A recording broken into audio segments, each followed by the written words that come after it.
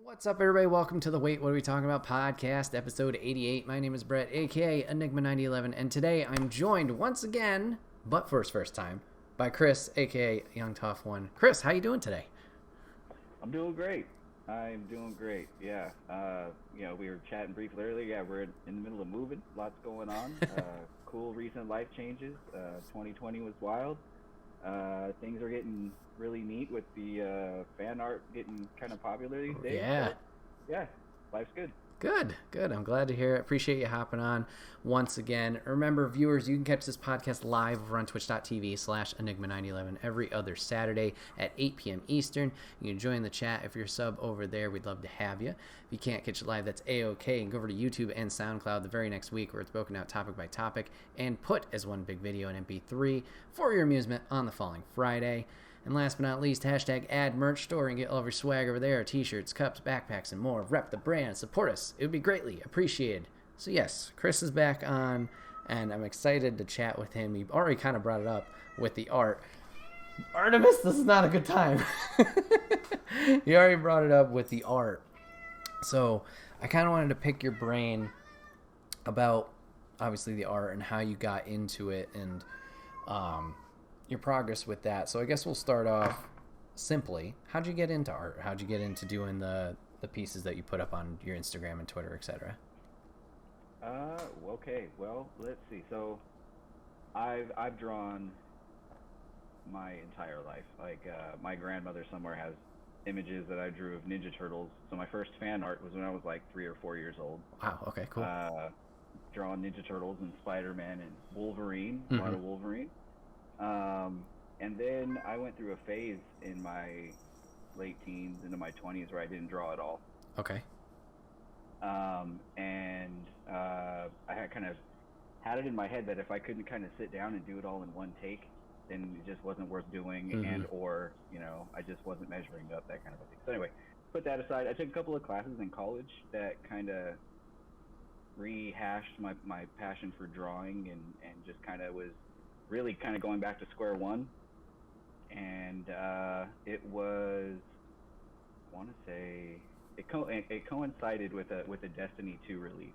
Okay. I absolutely love that game. And I drew some Destiny fan art. It was just in ink. And that was the first time I was ever featured on the blog of Bungie.net, which was mind-blowing to me. Still kind of is. And even then, I didn't do art in color. I wasn't yet doing anything digital. That was kind of a intimidating prospect. And then went to PAX West in 2016, 2017. But I ended up meeting Nerf Alice. Oh, okay. Yeah. And her and I started discussing artwork, and then we kind of collaborated on a couple fun pieces afterward, and I just kind of it just sparked something in me collaborating with her where I was like, well, I have to give this a try. And she's a magician. We've seen her artwork, and so that just kind of got me going. So I had this really little cheap pen tablet. I still had to draw on a surface and look at my image on the screen, which for a lot of people there's like a mental disconnect there, and there certainly was with me too. And so started doing some fan art there, and eventually ended up with an iPad and started just really diving in. And once I kind of sharpened the tools a little bit, I ended up getting even better pen tablet, and really the tools definitely make a difference. And just after that, this kind of coincided with a career that I had budding, that kind of thing. So we're kind of more into like recent time now, but I ended up losing my job due to COVID. And I put out a couple of tweets just kind of about my situation, and I had an outpouring of support from other kind of funny best friends, and just other mutual friends and video game enthusiasts on Twitter, and got a lot of commissioned work that really at a critical time helped me stay afloat while I got some other things going. And I just started posting the work, and people just really kind of gravitated towards it. I've done several Game Over Greggy pieces, Mm-hmm. and whenever you can do something that the community receives really well, it's always really exciting and kind of boost your self esteem in that kind of in that way. But yeah, that's I mean really kind of the shorthand version, but it's just kind of a an opportunity being out of work and doing a lot of commissions and just putting out fan art and sharpening the tools and yeah, it's just mind blowing to me still that Right. I used to hang my Ninja Turtles on the wall, or on my grandmother's refrigerator, and now I can post it to Twitter and just recently I was featured in the blog of Treyarch because I did a Call of Duty Zombies fan art piece. Cool. And so that kind of stuff is just it's validation for an artist is Right. like that's the drug of choice. So Uh-huh. so anytime something like that happens, it's always really cool. But I still look up to a lot of other great artists. A lot of them stream on Twitch, and so it's really cool to be able to see their processes. And I still have heights to aspire to in that realm. So we'll see how that goes. Very cool. Very cool. Yeah, it's definitely been interesting and fun seeing, obviously, like your progress with, you mentioned like the commission pieces that you keep putting out. I'm like, oh shit, Kris is doing this one. Look at the one that he did here, and this is like all looks fantastic. And yeah, I'm glad that obviously the commission work came when in a time you needed it, and like you're getting that exposure there. So hopefully it just keeps exponentially growing for you, which is great. So you mentioned a couple different like avenues of how you've obviously created the art. You started with the pen sketches and then going into the digital art. Has there been one that maybe you prefer, or like one that was maybe a little bit more difficult to get grasp of as you tackled it? Well, I mean, there's something very like organic about a pen or a pencil and paper. I mean, we all start off that way, right? And so there was definitely a learning curve in beginning to do digital art, but I honestly I prefer it right now. I mean, I really enjoy my workspace. I got my monitors and I have my pen tablet in front of me, and I can set up reference images, and there's just a lot more I can do in my space.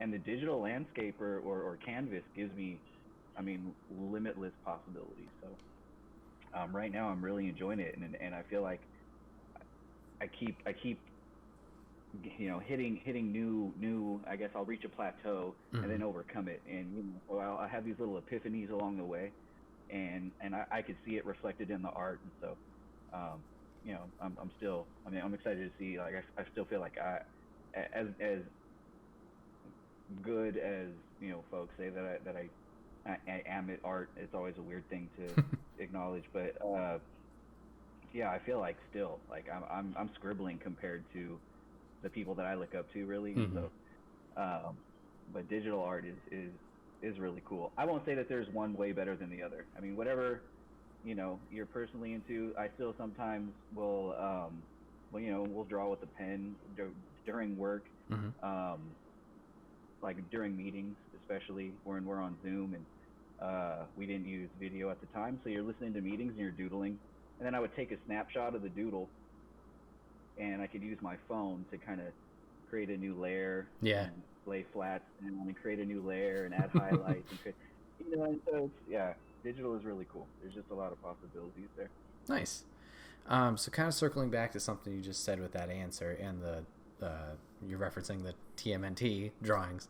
Has there been certain artists, or whether it's comic books or regardless, that you've kind of pulled inspiration from, or like kind of modeled your work after? Yeah, I mean, I've always been a big fan of anything that Jim Lee touches. I was, as a kid, we didn't have the internet when I was a child growing up, so I had notepads and scratch paper, and I had comic books, and so and he just, man, if you really look look back during that era, a lot of the most iconic images really that come to my mind in terms of like comic book art and covers and things were likely drawn by him. It's kind of mind blowing, like how many different Marvel, DC, whether it's Superman, Wolverine, whatever. I mean, he's had his hand on all of it. So Um, can't say that I model my work after his. Mm-hmm. That's a tough style to emulate. But I definitely, there's probably some influence there. I kind of like currently, I watch a lot of, there's a Twitch streamer named Young Khan. Okay. And he was kind of part of that Destiny 2 streaming community. Started out doing a lot of emotes. Now he's doing like branding work and just really kind of expanding on his offerings, doing different like streamer packages and animations and so he's kind of a cool person to watch grow, because seeing the steps that he's already taken kind of shows that there's a pathway for me to kind of follow in suit. Yeah, other artists that I watch. I mean, I grew up watching a lot of Bob Ross. Mm-hmm. Okay. I think that's probably the answer for a lot of young artists. But and aside from that, it's just a lot of experimentation. Yeah. That's kind of where the style comes from. I feel like I can try to emulate someone else's art, but no matter what, for some reason, it comes out of my hand looking like something that I've done. Good. And so instead of being, good at mimicking others, I just, I'm gonna roll with it. Yeah. Hey, that's good. That's good. It probably feels a little bit more rewarding too. And you're like, they look different, like this is mine, and kind of just like I traced this or whatever, kind of thing. Right. But I'll say, that kind of has its place too for young, aspiring. If you're just starting out and you're trying to kind of figure things out, Mm-hmm. definitely don't trace and try to set it off as your own. But, it's definitely helpful to kind of begin to understand visual language and Mm-hmm. get into more of the, intricate parts of understanding the why you're putting lines down and the economy of lines. Anyway, so I don't want to knock tracers, but definitely don't sell your artwork if you've traced it. Right. Yeah. Use it as that stepping stone or learning mechanism, like you said. Yeah, definitely smart absolutely. There. So next question I have is about like inspiration. Like, what keeps you going with a piece? You mentioned sometimes tackling that wall of doing a piece all at once. Like, what motivates you to do pieces when you do them? Seeing other people's cool artwork, really. Lately, throughout the last couple years especially, my social media feeds are, I have video games and a lot of art and, lately a lot more disc golf. Mm-hmm. But I see, other fan artists that are just putting out work at an unbelievable rate, and I wish I had the hours in the day to do that. But it's definitely inspiring, and it's cool too to be able to kind of see how they approach certain pieces, and social media is a pretty cool learning tool. Excuse me. I wish, if I had something like that as a young person, probably would have accelerated the learning process for me, right. Quite a bit. So, but yeah, whenever I see something really cool on social media, or a new movie will come out, watching Godzilla versus Kong, I was like, man, I gotta get to doing one of those. I probably have like 4 or 5 different ideas on the back burner right now, where if I wasn't packing to move and doing all these things, I got 2 kids, that kind of thing. I'd be churning out all kinds of cool stuff, So yeah, I take inspiration from lots of places. Definitely video games is a source of inspiration. That's an art in and of itself. Mm-hmm. And other community artists. Kind of funny, has an artist community that is just incredibly talented. And every time I think I've seen art from all the artists in the community, 4 or 5 more emerge with something that's just, just gobsmacks me. Just right. just stops me in place. And I'm like, wow, okay, gotta step it up. These guys are so good. So that kind of thing. Cool. Do you have a favorite piece that you've worked on? Oh man, lately I've done a lot of really cool ones. I'll say I probably have a few, probably 3 current ones in mind that I really like for different reasons. Uh-huh. I did the Superman image of Greg Miller, which not only was that really cool that it was so well received, and he made it his profile image on all of his socials. So that was really cool for that reason. And then I did the one of Cameron Hawkins, right? His last name's Hawkins, right? Of him and his favorite Pokemon. And that was just something that I saw him just kind of throw out into the world. Oh, okay. Yep. And he's like, it'd be really cool, someone with this particular talent, And I got a chance to hang out with him a little bit at PAX West a couple years ago, and he's just a stellar guy. And we've always had good interactions, on social media. And so I'm gonna do this real quick, kind of without saying anything. And so I put it out there. I didn't say a word to anyone, and just put it out there. And I just, getting those kind of reactions where people just really are appreciative. I just really dig it, because again, it's just this validation. Like I do it for me because it's fun to be able to be like, yeah, cool. Yeah, I did that. But when somebody really appreciates, so like ever since I started drawing, I really I guess started drawing like seriously over the last 5 or 6 or so years. I've always been like, I want to create, an emotional response similar to when, you're hanging out at a gathering and your favorite song comes on. Like when your jam hits and you're just like, oh, excuse me, I got something to do real quick. Like I want somebody to see my artwork and be like, oh, like this is, I have to have that. Like right. That's cool as hell, And so that's kind of what I aim for. And so, that one's really cool. And then I got to do, recently I've been doing a lot of commissions of animals, and I got to do like a Star Wars related, where a fella is creating, I believe the story is he's a microbrewer. Okay. And he's putting out a line of Star Wars themed beers. Nope, excuse me. Please tell me you can still hear me. Yeah, I can hear you.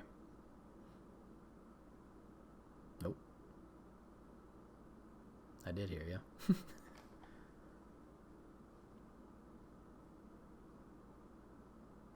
Oh, camera's frozen now.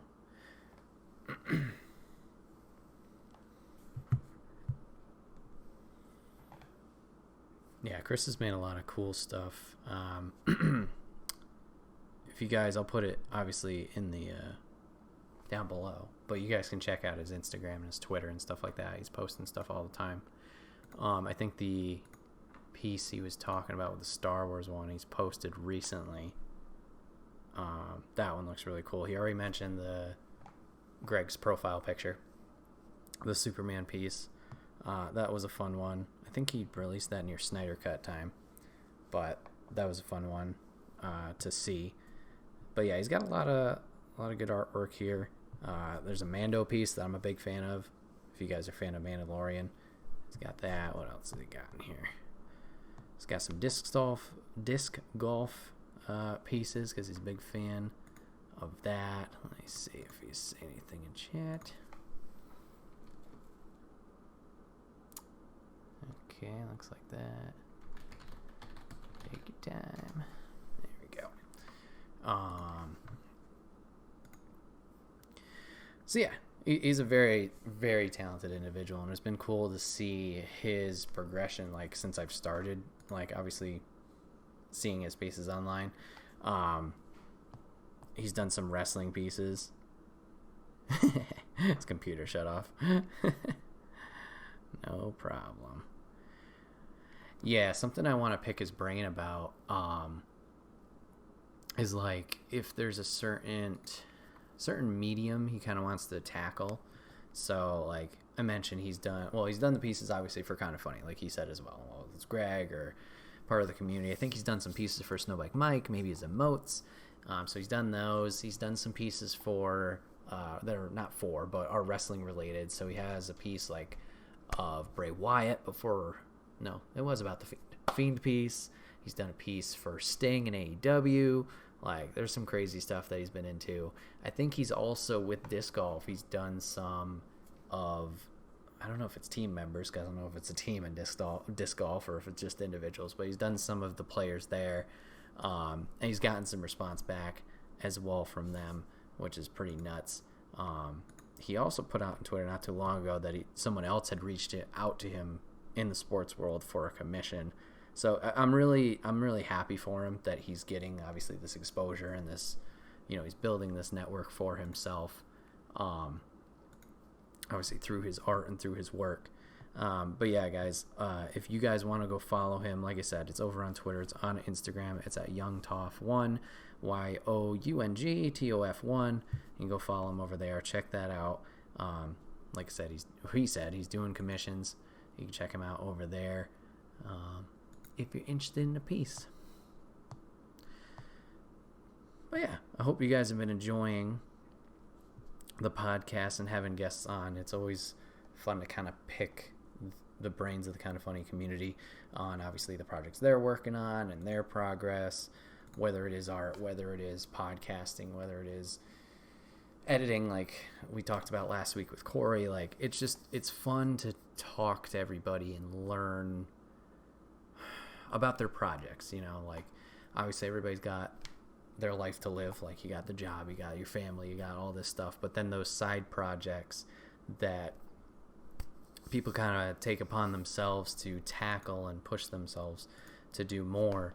It's interesting to know, first off, how they do it, like how they're balancing everything, but then like where their motivation comes from. It seems like obviously, once again, with the Kind of Funny community, like a lot of us were inspired by those guys, Greg, Tim, Nick, Andy, etc., to do stuff, and it's a matter of taking that and how do, we do it and do it our own way. I hear him.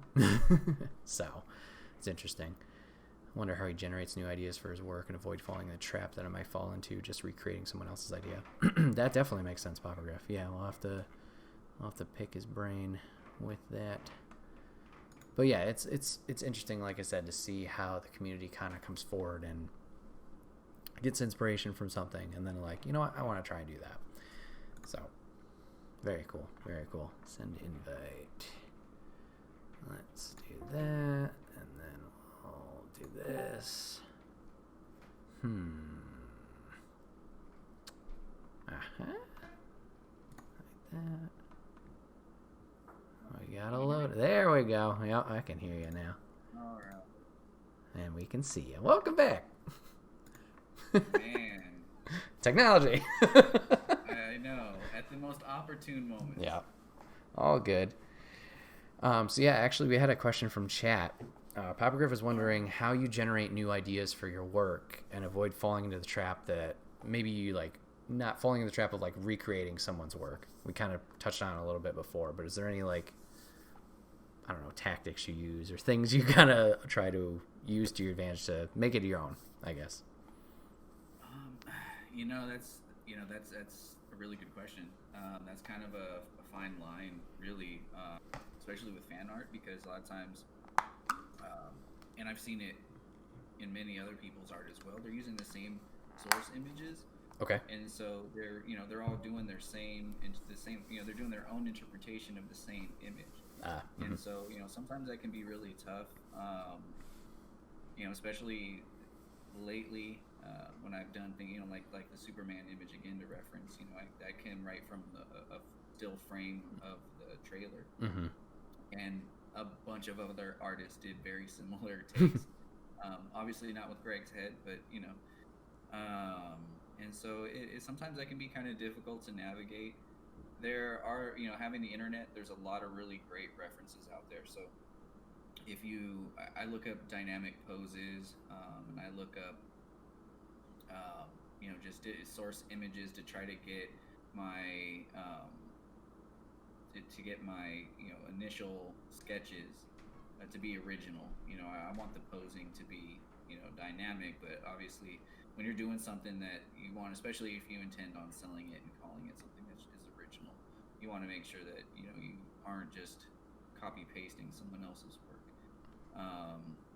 So if I'm drawing an image of a beloved character, I tend to take a couple references of that character, but then I'll typically have a pose or two poses that I'm using, and then adapting the reference, to say, okay, well, he has a jacket, the jacket goes here, and adapting it to, the different pose references that I'm using.